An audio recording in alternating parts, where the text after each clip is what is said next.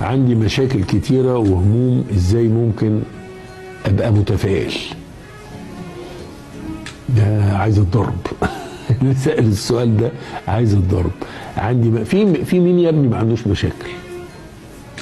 قول لي واحد، قول لي واحد من اكبر راس في الدولة الى اصغر راس في الدولة، مين ما عندوش مشاكل؟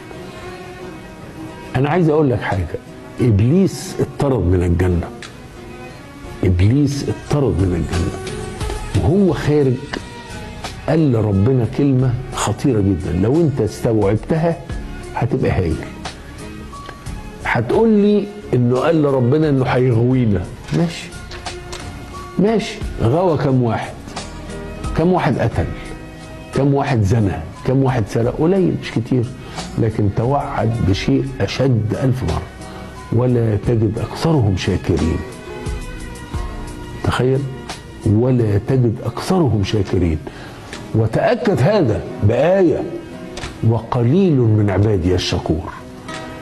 إذا شكرت ربنا على نعمة الصحة والأكل والشرب فأنت كويس أوي. أنت إيه الهموم، إيه المشاكل الكتير؟ في بني آدم ما عندوش مشاكل، ده اللي من غير مشاكل ده مش بني آدم. أنت اشكر، خليك من الشاكرين، بلاش تكون من الكثير، قليل، خليك من القليل، وقليل من عبادي الشكور. خليك من القليل. إذا افتكرت كده إن عندك مشاكل، افتكر مثلا اللي عنده سرطان، افتكر اللي بيغسل كلى، اللي مستني زرع كبد ومعهوش فلوس. افتكر افتكر افتكر.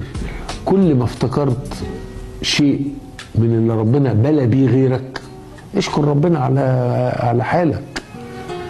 من بات آمنا في سربه، مش خايف، معافى في بدنه، مش مريض، يملك قوت يومه، فقد حيزت له الدنيا وما فيه. 3 حاجات: نايم بالليل مش خايف ان حد هيقتلني، مش عيان، وكلت، فقد حيزت له الدنيا وما فيه. عايز بعد كده ايه؟ ده كلام الرسول عليه الصلاة والسلام: من بات آمنا في سربه معافى في بدنه.